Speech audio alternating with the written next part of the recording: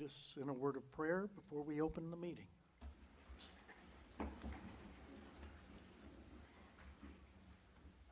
Pledge allegiance to the flag of the United States of America and to the republic for which it stands, one nation, under God, indivisible, with liberty and justice for all.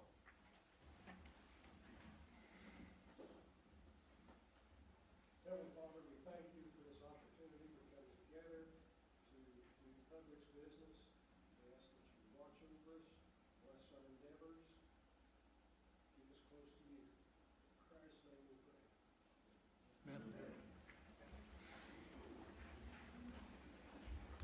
President Lehman. Thank you, and welcome one and all as we open our meeting.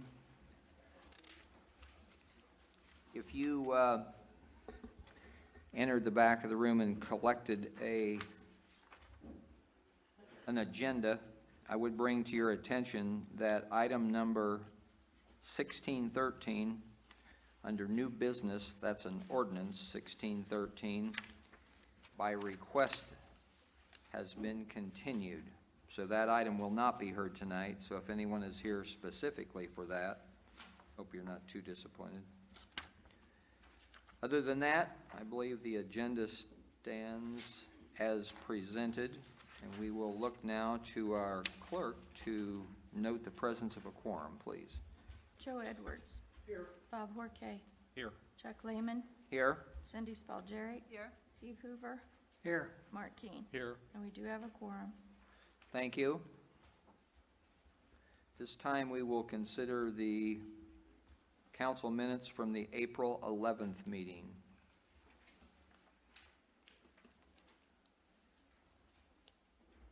I would entertain a motion. Motion to approve? Thank you. Is there a second, please? Second. Any discussion? All those in favor signify by saying aye. Aye. Thank you. Motion carries unanimously. At this time, we would recognize any residents in the audience that would like to address the council on items that are not on our agenda tonight. Do we have any cards? Anyone that would like to speak? I've not received any.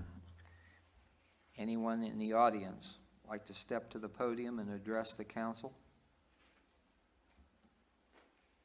Hearing, seeing none, we will move on. We will, at this time, consider the approval of the claims.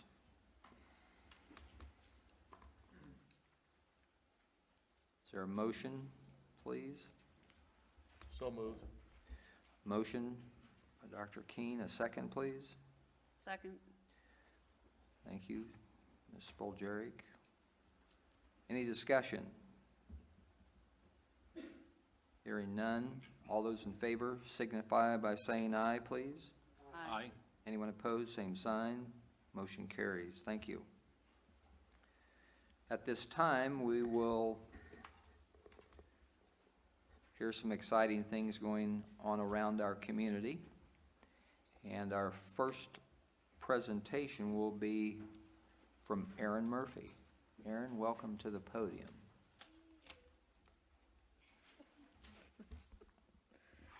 Good evening, members of the council.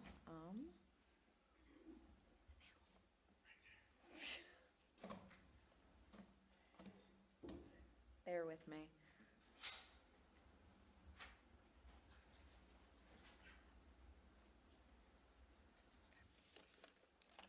This is our Westfield Cleanup Initiative that I will be discussing today. This is something that Mayor Andy Cook felt was very important to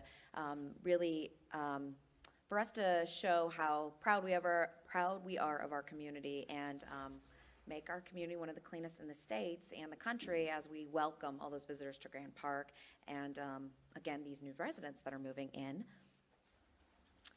So trash talk. Here are some things that we're doing.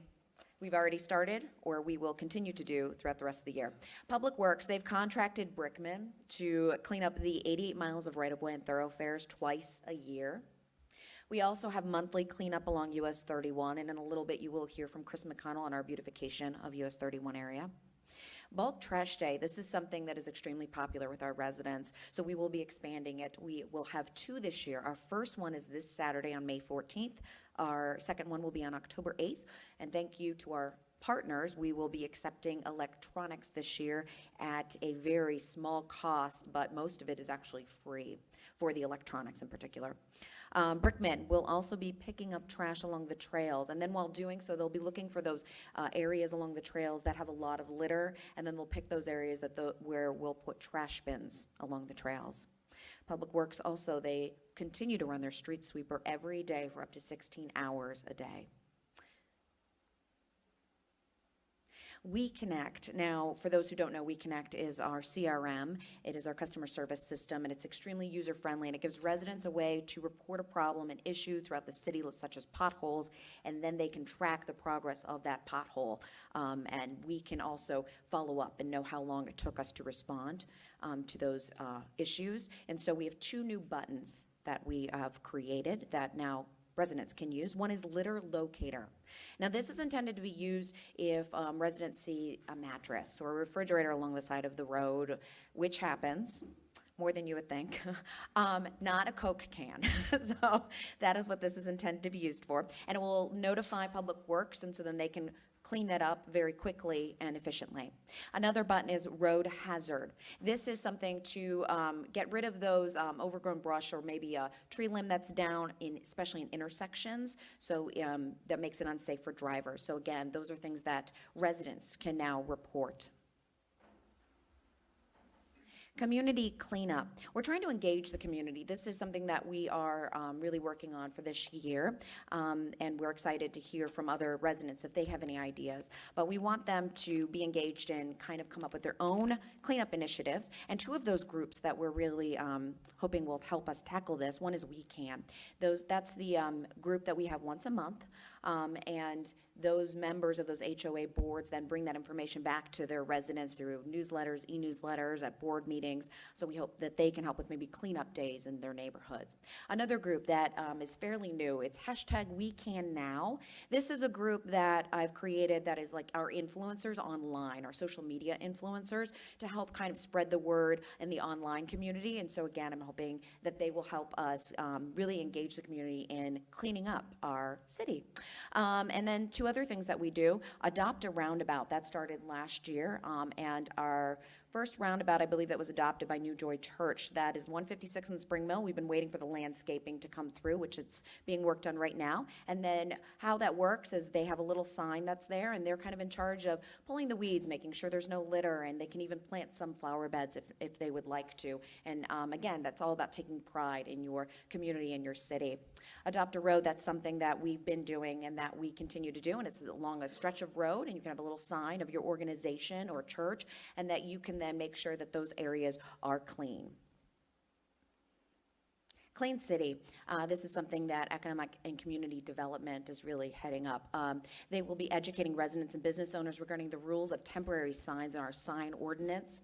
They also periodically are going to be picking up those signs. Again, they get really cluttered in those intersections, those major intersections especially. Display Clean City signs at construction sites. This is something that they really wanted to implement, and they will be placed at all the construction sites as they are trying to improve the overall cleanliness of those sites. ECD is also coordinating with Baggy in regards to Clean City. Baggy is helping by letting those developers know and contractors know Westfield's expectations.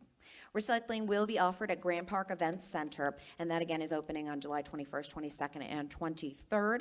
And then the goal is then to purchase recycle bins throughout the 400 acres of the park. Right now there's about 180 trash cans, and so then the idea is hopefully this year we can have those recycling bins in place throughout the park.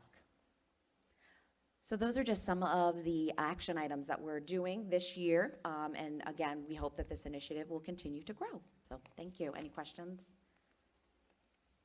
I do have one.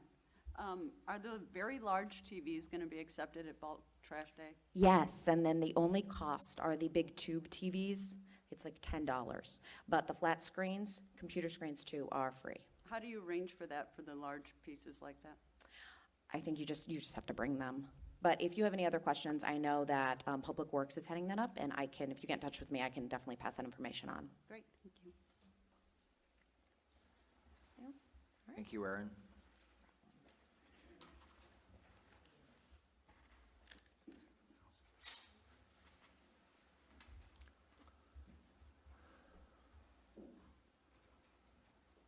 Moving to our next presentation, we will hear from Chris McConnell, and he is going to talk to us about the 31 corridor.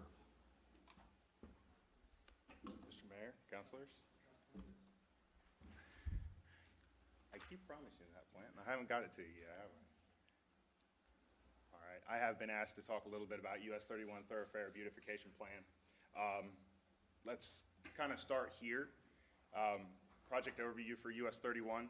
There were 12 miles of road reconstructed or built in the last 4 years. Hopefully that construction will be done, including landscape by the end of this year. And roughly 320 acres of ground was disturbed as a result of the construction. That's both the roadbed and in the surrounding ground. That also ate up a boatload of trees that were in the Westfield community.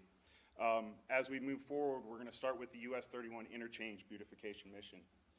The conceptual mission for this was to take the Friends guiding principles that our founding fathers came up with and influence the development of our community and still influence it today, and assign each one of those principles to each one of the bridges that runs through the Westfield area on US 31.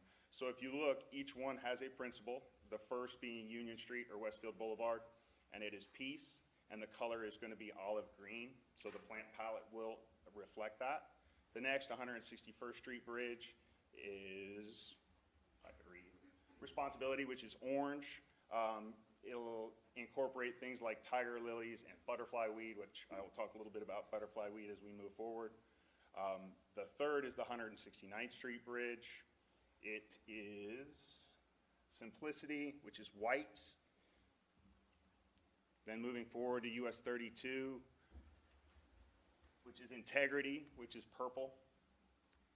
And then up to 181st Street Bridge, which is right there next to the high school, which makes it appropriately, is the education, which will be green.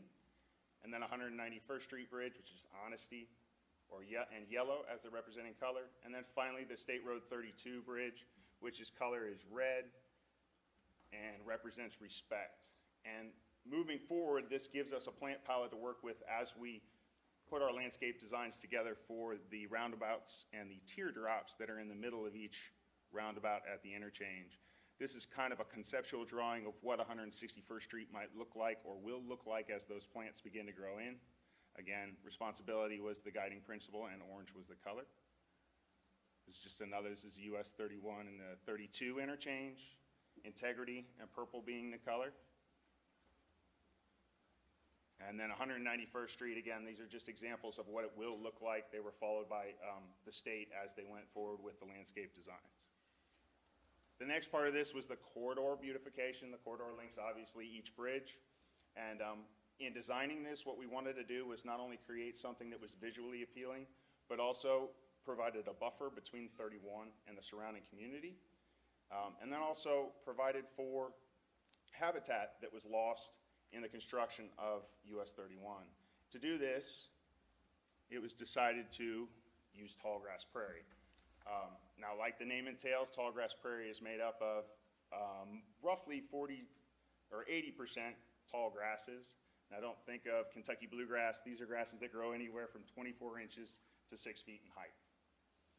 So they do provide a great buffer. The other 40 to 60% or 20% was primary vegetation, was over 300 species of flowers, including milkweed, butterfly weed, and swamp milkweed, which are the host plants for the monarch butterfly, which I know Mr. Mayor signed the monarch pledge last month. A landscape progress update. 146 to 156, or 161st is ready for the final walkthrough. Once we do the final walkthrough, the city will take over maintenance responsibilities for that section. 169th to State Road 38 is 80% planted. Once that's fully planted, an initial walkthrough will take place. All corrections will be made. Then we'll do a final walkthrough, and again, then we will take the maintenance over. And then finally, State Road 38 is 100% complete. Maintenance has been taken over and turned over to Brickman, our subcontractor.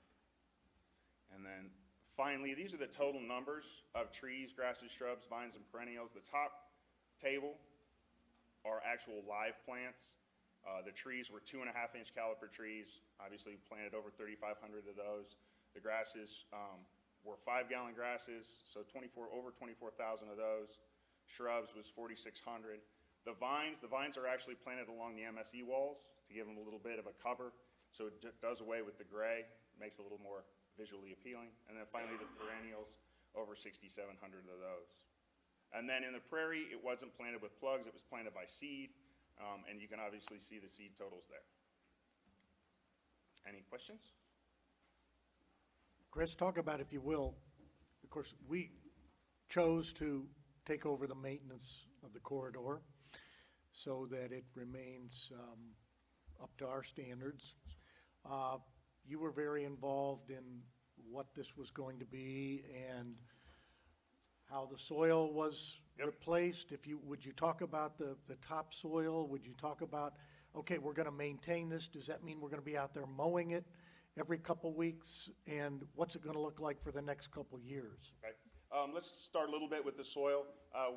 Since we were taking over maintenance, we wanted to make sure this was done correctly. And as you guys know, with construction projects, a lot of that soil is compacted. It's not good for planting. So we made it a point to have Reith Riley bring in a minimum of 16 inches of topsoil and also mix in organic material, so we had a good planting place for all of these plants to take root. Now, one caveat, like the mayor said, you have to be patient with tall grass prairie. This isn't something that we're gonna plant today and it's gonna be beautiful tomorrow. Prairie usually takes 3 to 5 years to become mature. Over the first 3 to 5 years, we will mow it about twice a year. Once we get to the 5th year, we will mow it once a year, and that's all we'll have to mow. Traditionally, with tall grass prairie, what you would do is burn it. Obviously, the residents in the state probably don't want us setting the 31 corridor on fire, but a good alternative, obviously, is to mow it. I'd just like to ask, those of us in the room that heard this now know the tie-in to the history of the community and the colors and everything, but is this going to be promoted in some way so that the residents see this as they go through and it kind of ties those values in to our community? I honestly don't know the answer to that question. I can find out for you and let you know for sure. This information is available from me. It's been available as we move forward. The original plan was to paint the girders underneath each overpass, the representing color, but that was just going to be too much of a cost moving forward in maintenance. There were some other things that the state wouldn't let us do in the initial conceptual designs because of the draw of motorists' eyes and it being unsafe. But that's certainly something that we can look into doing, is tying this in so that the community knows a little bit more about our founding principles. I suspect that the current might help us out in getting some of this word out. Absolutely. You will probably hear it tonight? receive a call to be interviewed. How long is the maintenance, or the warranty contract on what's been planted? I've noticed a whole lot of dead things. Most of the stuff that you've noticed is still in warranty and will be in warranty once the final walkthrough is done for a year. So we haven't done the final walkthrough on anything but 146th to 161st, roughly, a little bit further north of that. And since we've done the final walkthrough, that is now warranted for another year past that final walkthrough. So everything else that's planted, we haven't even done a final walkthrough on it. And when I do the final walkthrough, or the initial walkthrough, I will point out the things that already need to be replaced, and they are required to replace them, and then the warranty starts after that time so that they replace them. Okay, and given you can't plant at all times of the year, I'm guessing there's a space of time there that it's not going to be done. We're in a good tree planting time right now, as well as a good seeding time right now. Once we get into mid-June, early July, they really shouldn't be putting stuff on the ground or in the ground, obviously, because we can't water it, and it doesn't rain much in July here in Indiana. And then once we get back into the fall, we get back into good planting season, you should see more planting and replacement done. Tying that into the litter, I know Brookman has begun for the first time the cleanup of litter on 31. I think they're about maybe halfway finished, and so far I think they've picked up, Aaron, what was it, 60 bags of trash so far along 31. So the initial pickup will be important. They'll be working on it regularly. If anybody sees anybody throwing trash out, nail them for me, would you? So they'll be doing that and sweeping the shoulders along the highway, just all in all, because we just, we want to make a very special statement, not only with the plantings that Chris has been so involved in, but the litter cleanup and just making this place look very welcome for all our guests. Good presentation, thanks. Thank you. Thank you, Chris, for all your efforts.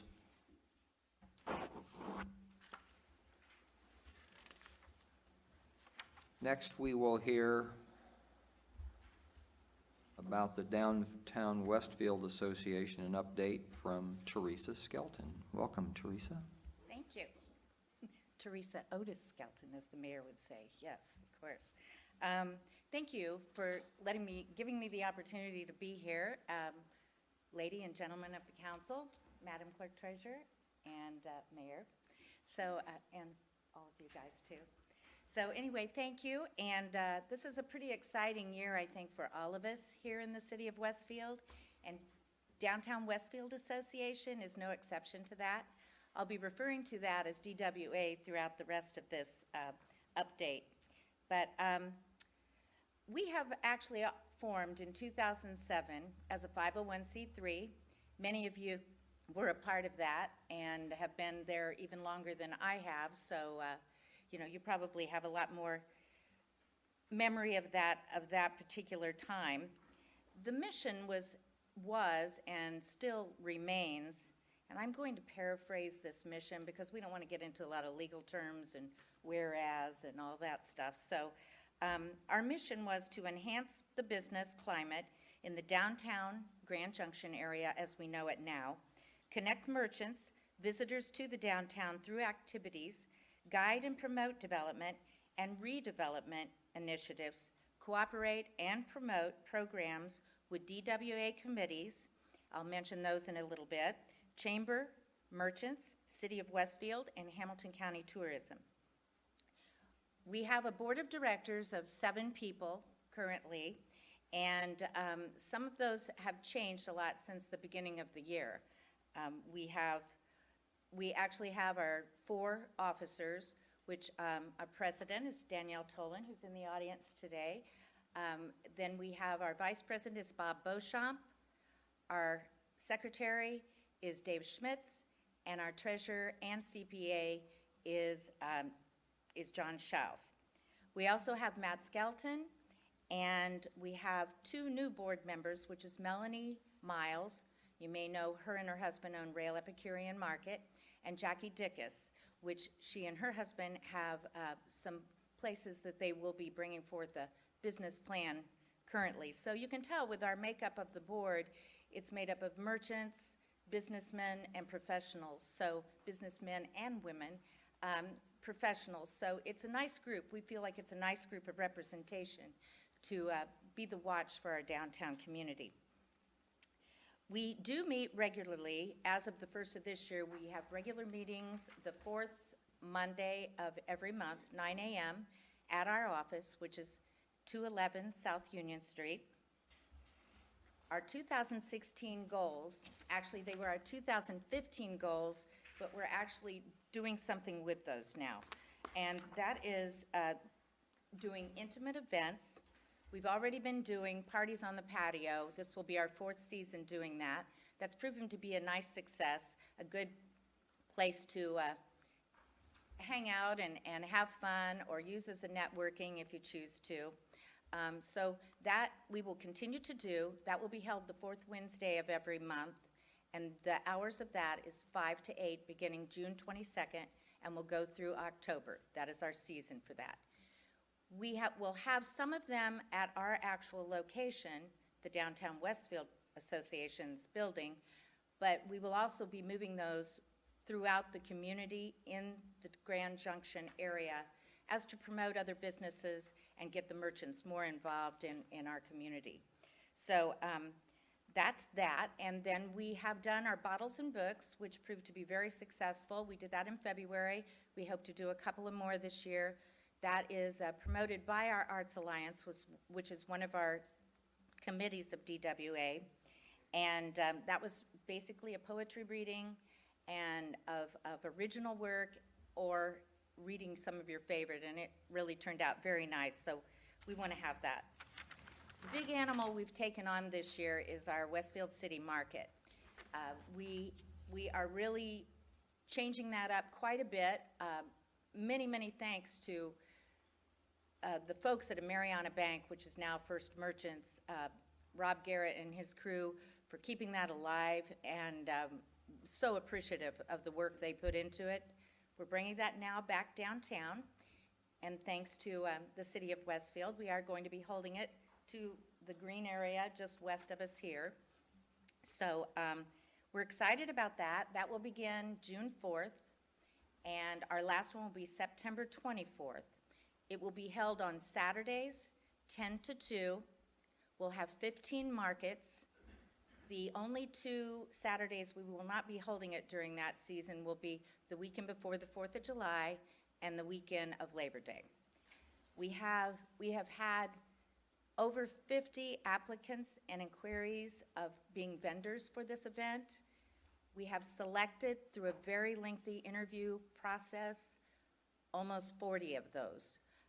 So we are really food focused. Our tagline says locally grown, locally crafted.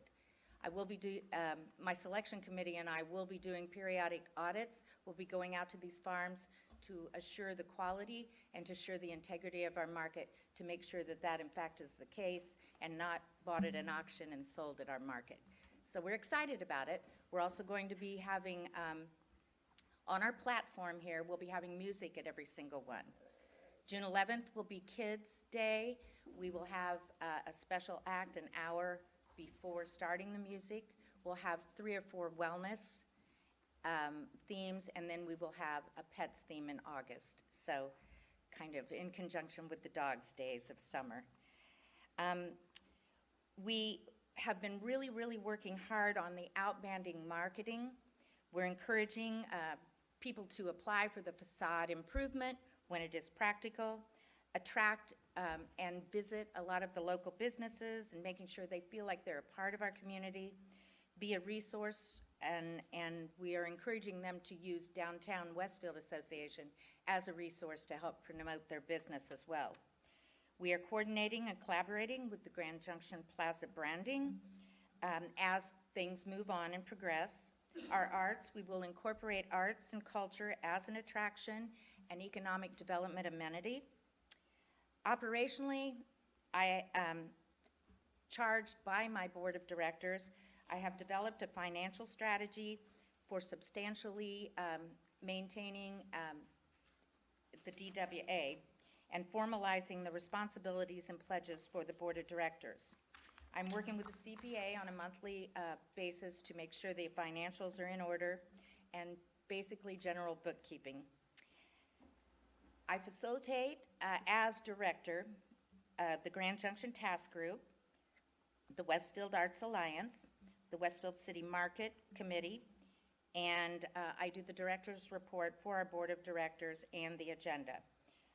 We are hosting, there's a merchants group that is formed nearly a year ago, and we are working together with DWA, with those merchants, to make sure that they use our 501c3 status and that they use us as a resource and that we all collaborate when we're doing events and activities so we're not stepping on each other's toes. So we are hosting the next merchants meeting, and that is May 25th at 9 a.m. at our office.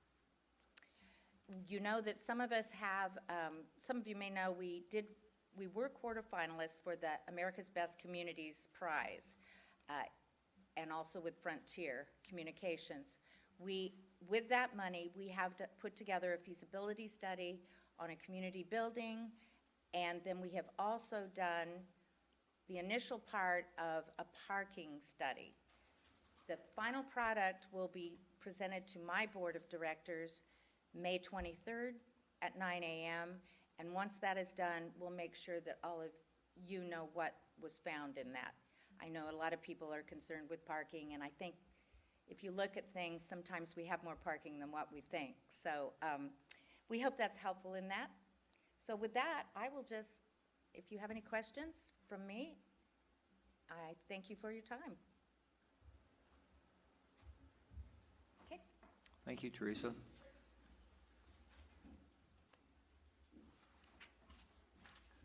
Moving on to the business of the evening, under old business, we will consider Resolution 16-106, that's the Junction Subdistrict Addendum, presented by Matt Skelton.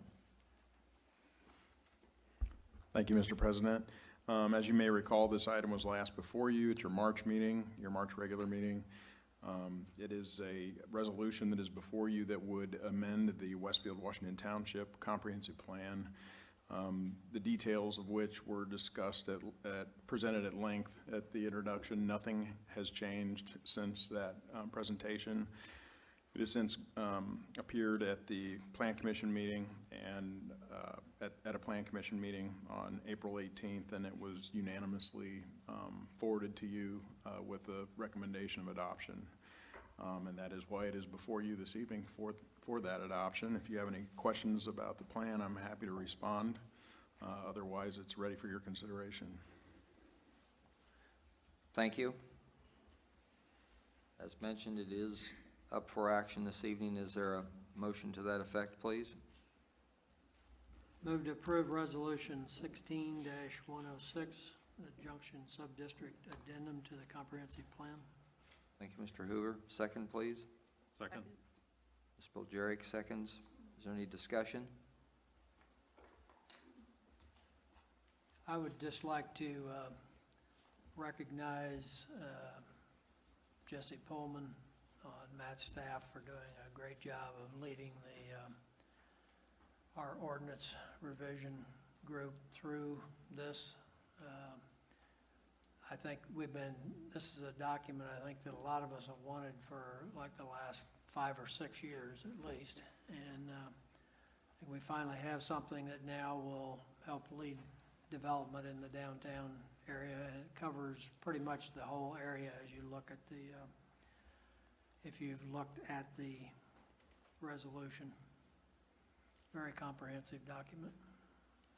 You should probably give a little kudos to the Council's Committee on Ordinance Revision, because it's a labor of love. At least Jesse is paid to do this, and you folks are not, so. Well, I will say, good I mean, it's really a very valid exercise and an incredible document on this. We had people from the Grand Junction Task Group, we had a business owner, we had an architect. I mean, we really reached out on that group to get stakeholders and get professionals.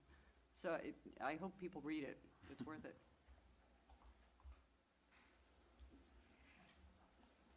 Any other comments? Thank you. All those in favor signify by saying aye, please. Aye. Anyone opposed? Carries unanimously. Thank you. Thank you. Moving to ordinance 16-06, Indianapolis Hebrew Congregation PUD District. That will be presented by Pam Howard. Pam, welcome. Thank you. Thank you, Pam Howard with Economic and Community Development Department. Before you this evening for adoption consideration, have a PUD proposal for the northwest corner of 161st Street and US 31. This is land owned by the Indianapolis Hebrew Congregation and currently contains a cemetery. The current zoning is SF2 and the US 31 overlay applies. The proposal includes establishing the cemetery as a permitted use, which would not normally be permitted within the US 31 overlay zone, and also includes development standards for the expansion of the cemetery itself. The PUD does not alter the standards of the remaining real estate, which is the area to the north of the cemetery, and keeps the underlying zoning as SF2. Since the introduction, some changes have been made regarding the format of the ordinance, and an agreement has also been reached with the Public Works Department regarding right-of-way dedication and trail installation. As a part of this agreement, the cemetery will dedicate 40 foot of right-of-way at the time of the secondary plat or prior to renovation activities of the cemetery, and an 8 foot wide perimeter trail will be installed along 161st Street within 12 months of the approval of the detailed development plan for the cemetery renovation area. I do have John Dobashewitz here with Nelson and Frankenberger available for questions, as am I if you have any of staff. Thank you. Thank you. It is up for adoption consideration this evening. Is there a motion, please? So moved. Thank you. Joe, is there a second? Second? Thank you. Bob? Any discussion? I would just like to thank the Indianapolis Hebrew congregation for working with us on the trail. That was, it's kind of been going back and forth, but I felt, and others on the Plan Commission felt that it was important to have that trail installed now, because it will provide a connection to Union Street and between the trail and Union Street, the Natalie Wheeler there, with the exception of a few hundred feet just west of Union. And Mayor and I had a little discussion today that we would like to get that done as well at the same time that, or in the same time frame that they complete this trail. So that would give us a trail connection between Natalie Wheeler Trail and the Monon Trail, which I think is very important for our citizens and our guests. So thank you for working with us on that, and hopefully we'll have a trail there in about 12 months.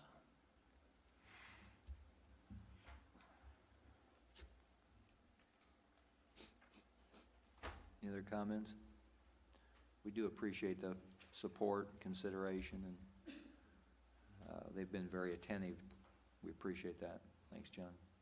Thanks to the entire congregation there. All those in favor signify by saying aye. Aye. Anyone opposed? Motion carries unanimously. Thank you. Ordinance 16-07, Spring Mill Trails, PUD. Amanda Robidoux. Amanda, welcome. Good morning, good evening, President, members of the council. Again, my name is Amanda Rebideau with Economic and Community Development Department. Before you this evening for adoption consideration is an amendment to the Spring Mill Trails Plan Unit Development District. This amendment would allow for the development of a 23,000 square foot church on 11 acres on the southeast corner of Casey Road and 186th Street within the Spring Mill Trails PUD district. A church is a permitted use in this district. However, the Spring Mill Trails PUD architectural standards for the residential 2 district speak more to dwelling unit standards as opposed to non-residential standards in this district. This item was introduced at your March 14th council meeting and received a public hearing at the Plan Commission's April 4th meeting. This item comes to you with a unanimous favorable recommendation from the Plan Commission at their April 18th meeting. Since this item was introduced, the petitioner has added masonry along the south, west, and north sides of the building and additional landscaping around the building. John Dobashewitz, who is here on behalf of the petitioner, is available to answer any questions you may have, as am I if you have any questions of staff. Thank you.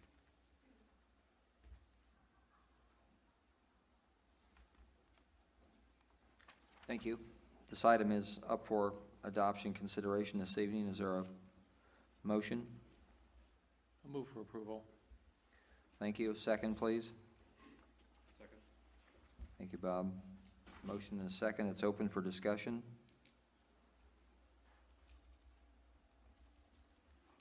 I'll just comment that there were some architectural changes to this. There were, I guess I'm from the old school, and as churches go, and I kind of like to see churches like they used to be, but that's not the way things are done today. So I have reluctantly accepted this architecture. One of the, I think the key things with that was they had a expanded neighborhood meeting, and there was really no pushback from the neighbors on the church architecture. There was some landscape improvements and additional masonry added, which I think did improve the architecture. So the Plan Commission did support this with the changes, and I will as well. Any other comments? I will say, I did go back and look at the character exhibits in the PUD. I looked at the other requirements as well. This wasn't, I don't believe, contemplated in the original PUD, this use on this property. I will say I was not pleased with the architecture. I don't think it really fits in the area. But given all that's happened at the APC with this, I'll agree to it. I'm hoping that this doesn't become the norm, because I don't think it fits in every spot in Westfield, so, thank you.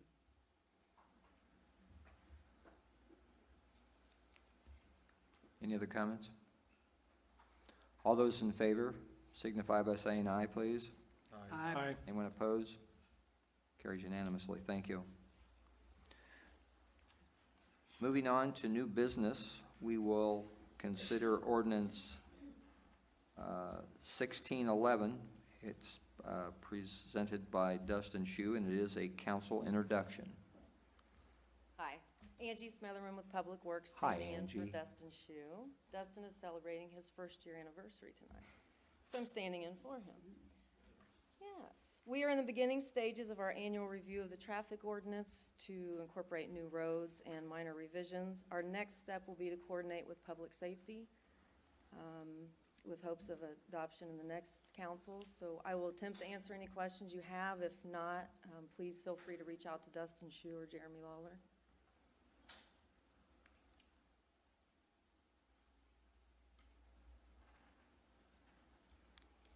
As mentioned, it is an introduction only.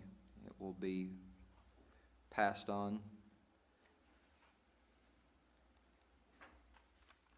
for further review and consideration, and then for action next month, unless you have any other questions. Thank you so much. Thank you. Appreciate it.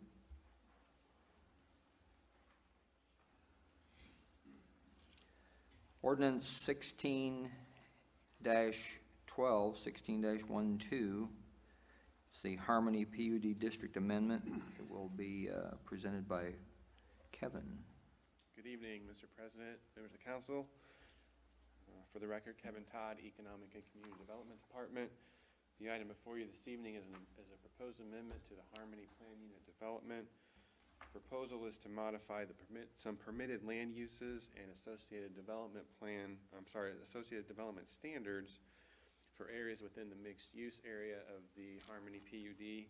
The mixed-use area on the screen is located at the northwest corner of 146th Street and Ditch Road. This item is scheduled to have a public hearing at the Advisory Plan Commission meeting on June the 6th, and will return to you for adoption consideration following the Plan Commission process. The petitioner's representative, Mr. John Dobashewitz, is here this evening and would like to make a brief presentation. Following his comments, I'm available for any questions that you may have of staff. Thank you.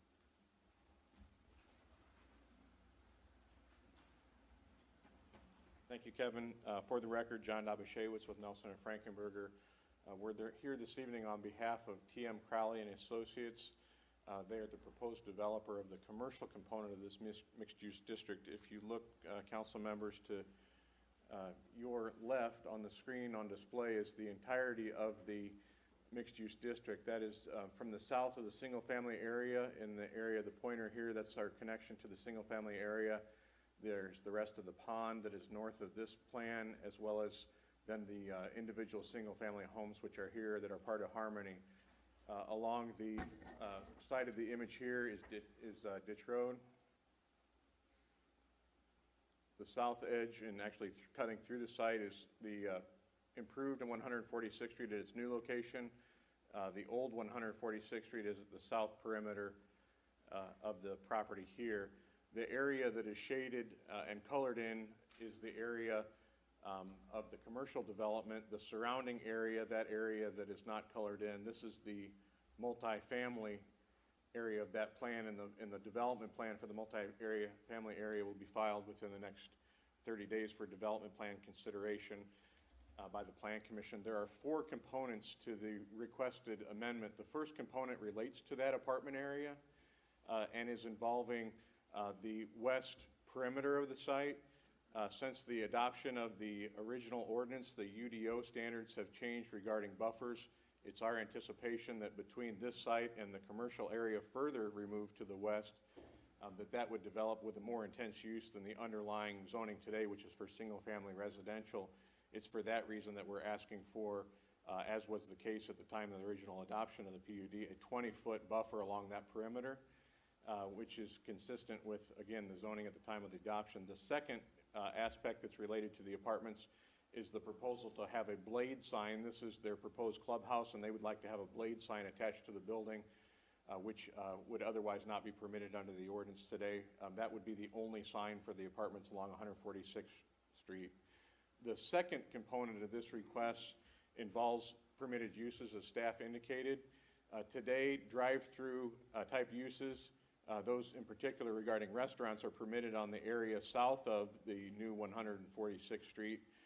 We are requesting that drive-through uses be permitted in this area that I'm outlining now on the screen, further removed, not adjacent to Ditch Road, but further removed and west of the proposed CVS pharmacy at this corner. We would ask that the council and Plan Commission consider allowing drive-through restaurant uses on that particular parcel. The third component of the request is regarding the proposed CVS pharmacy at this location. We're asking the Plan Commission to consider and the council ultimately to take action on the design of that particular building. The underlying PUD ordinance references the State Road 32 design requirements, and the proposed building meets most of those standards, and in the areas where it doesn't, we'll provide the Plan Commission information regarding that and ask for their consideration on a couple of adjustments or modifications similar to other buildings that have been constructed within the 32 overlay. The final component of our request relates to the property on the south side of the new 146th Street. The proposal at that location is for a fuel center and convenience store, a gas station, or the gas station component of that element, not the convenience store component, which is permitted by right, but the gas station component today under the existing PUD is identified as a special exception. That special exception designation would require a fuel station to appear in front of the Board of Zoning Appeals for consideration. It's my understanding in reviewing the information from back in 2012 when the original ordinance was approved that there wasn't comfort because the petitioner couldn't provide information on the details regarding that fuel center. And today we can. We've provided elevations of the proposed use, a proposed concept plan for that use. And because it requires approval of a development plan by the Plan Commission, and we're also appearing in front of the council regarding a text amendment, we felt it was appropriate to add that to the consideration of the text amendment so that the Plan Commission, ultimately the council, would have an opportunity to weigh in on its thoughts regarding the design of that facility rather than taking it to the Board of Zoning Appeals as a special exception. Those are the four components that we're asking for council and Plan Commission consideration on. We have met with a couple of council members to solicit input. We'll continue to meet, and we'll also have a neighborhood meeting where we send out notice to all the residents that would otherwise receive notice of the public hearing. We'll have a neighborhood meeting before we reach the Plan Commission public hearing at their first meeting on the first Monday of June. It will be at that point we'll have gathered input from all the bodies, the public, the Plan Commission, the council, and then we'll take a step back and we'll analyze all that information before we come back to the Plan Commission with a revised proposal that would attempt to address all those concerns that we had heard before we get back to the Plan Commission. So this is, what I'm trying to explain is this is the beginning of the process where we're seeking input from all interested parties, holding a public hearing in front of the Plan Commission, and then working with those multiple groups to come up with a solution before we approach the council again for adoption consideration of the text amendment request before you this evening. Thank you, John. This is an introduction this evening. Unless there is an objection, we would pass this to APC as outlined here, and then it would be back to us at a later date. John, can you tell me when the neighborhood meeting is scheduled for this? We don't have a date and location, but as we always do, we'll reach out to council and advise you of the date and the location. It's likely, because it's out in that vicinity, that we may ask to have it over at the church within Centennial or some location proximate to the site to make it more available to folks who live out there. Have you notified the folks who live in Carmel of this project, within the so many feet? When public notice goes out, we'll be required to, 662 deep, that'll pick up probably at least a dozen residences on the south side of 146th Street. In addition to that, we've been in communication with members of the board on the Centennial HOA. I've talked to Joe Plankus, talked to Bruce Watson, and we'll reach out and have separate meetings with those folks to solicit their input in addition to the neighborhood meeting. Yeah, I mean, I understand that fast food, I can see where you want this. I mean, for the area, that makes sense, but at the same time, I know it's not a permitted use in our local business district. You know, and that starts concerning me as we start moving toward the fast food and convenience store, gas station effect in this corridor. I mean, I think that's really gonna alter the character. And I was interested in why you reduced the buffer yards, and I don't mean to get granular here, but it seemed to me something you didn't necessarily need to do to accomplish what you're trying to do. We'd like to produce an investment the city is proud of at that south side of 146th Street. And when I say that, I mean, we're trying to make an additional investment. The proposed tenant at that location is GetGo, and if the council's familiar, GetGo, whose parent company is Giant Eagle, has constructed a market district facility in Carmel at 116th and Spring Mill. The convenience store and fuel station component of that's who would like to develop here. They have a little bit larger building format than the typical gas station. It's not like a smaller facility. The building's about 6,000 to 7,000 square feet, and they have indoor and outdoor seating. They cater to a different push than, it's kind of like, they're fast friendly. They have food made to order on site. They do also sell gas. If you have an opportunity and haven't been there today, I would encourage you to visit the GetGo location at 116th and Spring Mill, because that's the format of store with almost an identical building design, which is proposed at this location. I'm not saying we have to accept that, and there isn't room for discussion about the building design, but we think it's a quality facility, and Westfield would be proud to have them as a tenant. We want to make a greater investment on this site than what the ordinance would allow us to. We're asking for a slight modification to the right-of-way along 146th Street, as well as the setback to accommodate that, because we're pinched in there pretty tight, and we can't offer, I noticed on both the sites, though, you removed, well, you took 10 feet out of each buffer, right? 10 feet out of the buffer along the south perimeter. Along this north perimeter, it's 10 feet by ordinance. There were a couple locations right here and right here where it was 20. So the south side is 10 all day, and along the south perimeter is 10 all day. We're not changing that. It's along the south edge that we're asking for a reduction down to 10 feet. And what starts to get at me, though, is, I mean, in our normal standards, we have bigger buffer yards than that. And so, you know, we're already at a smaller buffer yard for this project, and now we're looking to reduce it further. And so that kind of thing affects how I look at it. But in the broader realm, when we are given the concept plan and the elevations, it's hard to say how it fits in with the rest of the project that has not been developed yet. A lot of the standards, I mean, when I look at the pictures, aren't what are suggested in the language of the PUD. The pictures being the But they're building showing in the elevations? pictures of what you're getting. Quite realistically, without interruption, I mean, I just want to get deep in the weeds here, okay? Our purpose here tonight is decide to either pass this on or not. And I believe that in I'm these just trying next to steps. explain my concern before it gets much farther, so they We can sense your understand. concern. I just think we need to not vet this right here. Right. Are you asking us to pass the BZA as a part of this introduction or not? And I thought I heard that in your no, speech. sir, the request that's part of the council's consideration would be for the plan commission and council to have a final consideration of the request regarding the convenience store, rather than also then having to go and appear in front of the BZA. In our mind, it's a bit of a double-edged sword. We don't want, if the council finds it acceptable, to have their authority usurped or changed by an action that might otherwise be taken by the BZA. It's a little hard for me to understand why we would bypass citizen redress if there is any. I mean, And that's why we're conducting the process we are today, with public notice as part of the plan commission process, public notice as part of then the consideration by council. It's not a lesser notice, because I think BZA notice is just to adjoining and abutting owners rather than 662 deep. We're actually broadening the web of public notice and input regarding this request than would be otherwise required under the BZA's rules.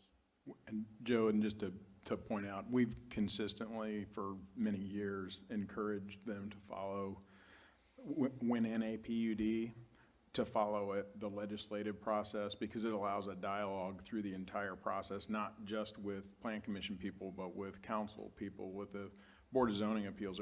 There is no opportunity for dialogue. I mean, the only opportunity you have to speak is at the podium, and frankly, not that many great things happen at podiums. It's usually before you get there. For example, Ms. Beljeric would not, Yeah, I mean, this gives an opportunity for her to be involved all through the process. there would be no dialogue at the BZA. So this is, they've chosen to take this path, which gives a wider depth and breadth of public input, actually. I just want to be sure we don't bypass anybody in the process. We're actually getting more people involved.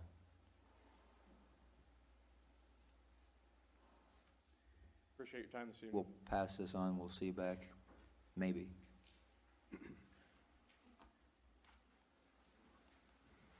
The next item, as mentioned earlier, is continued, so we'll move to ordinance 16-1614. And this, it's the Open Doors PUD district, and it will be presented by Kevin Todd. Kevin, welcome back. Thank you, Mr. President, again, members of the council. I think Kevin was politely telling me to man my post. I'm sorry. Again, for the record, Kevin Todd, Economic and Community Development Department. This item before you is a new planning and development proposal referred to as the Open Doors PUD. The city has been working with the Open Doors organization to find them a new location, and there's an opportunity to build a replacement facility for them on the property shown on the screen, located at the Monon Trails Elementary School site. For your reference, this site is located on the west side of Tomlinson Road, just north of 191st Street. The proposed PUD ordinance addresses a handful of development standards that would allow the building to be built on the site as proposed. This item, like the one before, is scheduled for a public hearing at the Advisory Plan Commission meeting on June the 6th, and will return to you following the Plan Commission process. The petitioner's representative, Mr. John Dobashewitz, is available this evening to answer any questions that you may have, and I'm available to answer any questions that you may have of staff. Thank you. Thank you, Kevin. Unless there's an objection, this would pass on and be heard by the APC on June 6th as advertised. Any questions or comments before we do that? Thank you. This will move on. Ordinance 16-15. City of Westfield to allow some credit card payments. Yes, You sir. have some details for us, Mr. Zager? Do the best I can. Give it your best shot. As most of you are aware, we used to collect credit card payments for the payment of utilities. That was during the time when we ran the utilities and it was provided by a third-party provider, PayGov. When the utilities went away, so did the ability to collect credit card payments. What's before you tonight is the opportunity to enable the city to collect payments by credit cards. This is not a new fee, if you remember back when the credit cards were being accepted, and in fact, they're charging a lower fee than was being collected by the PayGov folks earlier. The anticipated amount is, there's a blank on your draft ordinance. It's anticipated that amount will be $2. We're hoping that it's going to be introduced tonight. If you have any questions, please contact me or Kristen Sparks, and we can fill in the blanks for you and tell you what we need. This will allow the city to collect those fees via credit card. Yes? Would this be Certainly. done over the phone? In other words, if I want to pay whatever fee I need to pay, I would call and give them orally my number? You know, I'm unsure of how they're going to do it physically, whether they have to put a card on file to be able to do it, make it over the phone, or show up in person at least one time.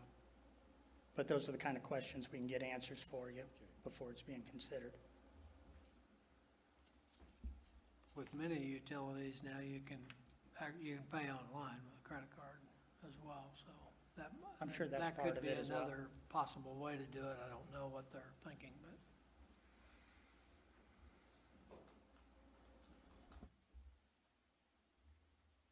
Point of clarification,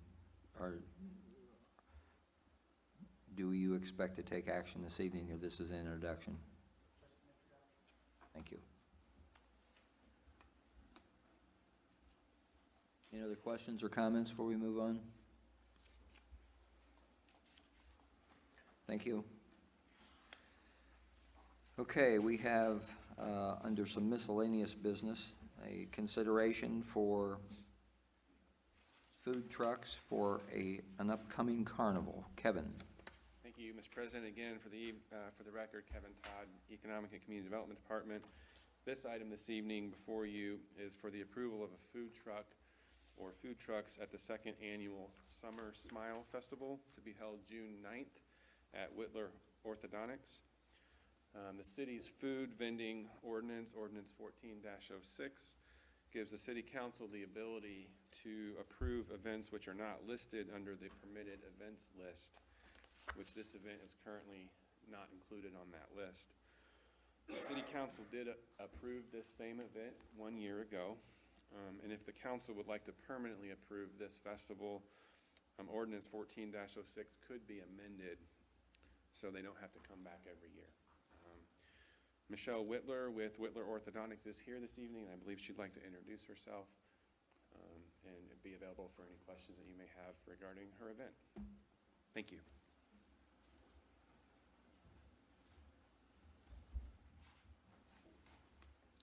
Good evening.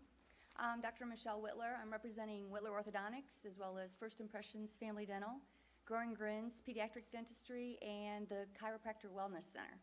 And together we are asking for approval for food trucks for our Summer Smiles Festival, being held June 9th from 5 to 8. It's a parking lot area, and we have DJ entertainment, kids games, fire truck, face painting, a dunk tank, and all of the proceeds from this event benefit the Westfield Youth Assistance. Last year we raised just over $1,100, and we hope to continue to do that. We'd like your permission to invite the food trucks, and we do ask that they give a certain percentage of their profits to the Westfield Youth also. Thank you.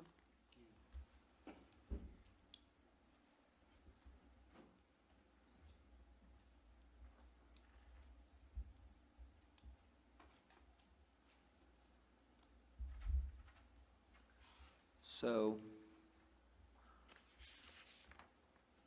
Brian, we have an ordinance with the coded as 14-06, is that correct? Yes, sir. Is this ready for adoption? It's an old ordinance. If we approve this tonight, would that just be a single action permit? Yes, I think that's what's being requested. Number one, to allow this food trucks to be used at this location, and this ordinance is posted for your review to see if we want to amend it any further next time. But at this time, we can take casual action to approve this on request, correct? Yes, sir. Any comments or desire of the council? Am I to understand if we want to do this on a permanent basis, we just add this to Exhibit A, this event to Exhibit A? Is that, can they do that tonight, or is that, okay? We don't have it, but we can, if you approve it, that amending Exhibit A, we'll update it online. Then I'll move to approve the ordinance with the addition of adding this event to Exhibit A. Move to amend the exhibit. However it needs to be stated, I just don't have to do this again, because if we've done it before, and if it passes this time, there's no use bringing it back every year. So whatever Cindy wants to put down as a language is fine with me. We accept a motion from Dr. Keene to add this to our Exhibit A of an existing ordinance. Is there a second? I'm sorry, who seconded it? We're waiting. Second. Cindy. Mr. Edwards? Any questions or comments? Are we all clear? Cindy will provide you with the formal name so you can put it in the record. We'll get it to you. We'll get it to you.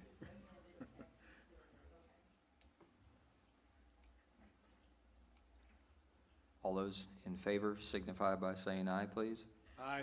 Anyone opposed, same sign. Motion carries unanimously. Thank you. Thanks, Doctor. That concludes our items of business for this evening. We will open it for any comments from counselors. I can give an update from our last two Advisory Plan Commission meetings. April 18th meeting, Plan Commission approved the development plan for the Riverview Hospital. Sent a favorable recommendation for the North Christian Life Church, the PUD amendment, Spring Mill Trails, and also approved contingent on the passage of the PUD, the development plan for that site. Oak Trace Kindergarten expansion and Washington Woods Kindergarten expansions were both approved. The development plans were both approved for those elementaries. And the Junction Subdistrict Addendum, which we acted on earlier, was also approved. At our May 2nd meeting a week ago, we sent a favorable recommendation to the council on the Indianapolis Hebrew Congregation PUD with the questions concerning the trail, which we have made appropriate revisions to get that installed. The development plan for IU Health at Spring Mill Station, a public hearing was held. The Harmony Mixed Use District site plan, the primary plat, and the overall development plan had a public hearing. Retreat on the Monon, which is a condominium or townhouse development at the Monon south of 161st, had a public hearing for the primary plat, the overall development plan, and the detailed development plan. We did have approximately 15 people speak at that public hearing. And I believe that was it.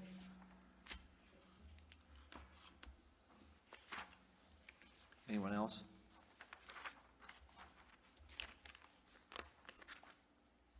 Hearing none.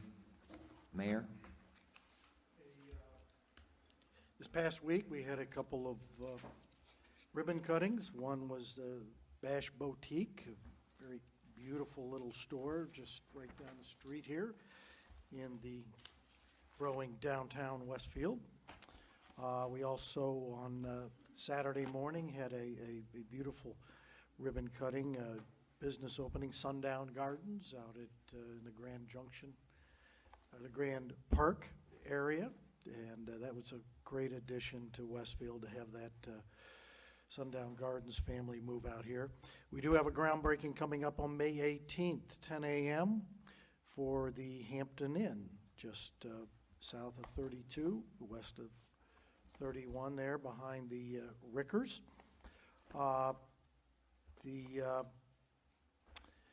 Let's see, we also have coming up on June 17, 18, and 19, Westfield Parks, along with Main Street Productions, will be putting on Follow the Drinking Gourd, which does not have anything to do with the Beer Fest coming up this coming weekend. Totally different subject. This is very historical. It's about the family's journey from slavery to the freedom in the pre-Civil War area. So that, lots going on, a lot of things, more and more happening all the time. A little earlier this afternoon, we were really excited to give our media a preview of the interior of the Grand Park Event Center. And I believe all of the video, the broadcast media was there, so check if you stay up that late, which I'm told there is a late news.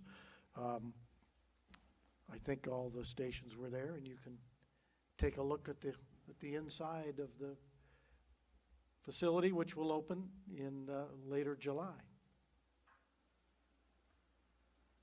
Thank you. Did a good job on that tour. I arrived a few minutes late, looked around, I couldn't find any cars, no yellow Jeep. So eventually, I was told, drive in the building. That's right. We offered all the media indoor parking. We did. And after it was over, my car looked really small sitting in there. It was a little muddy too. Unless there is something else, that completes our agenda, and we will stand adjourned.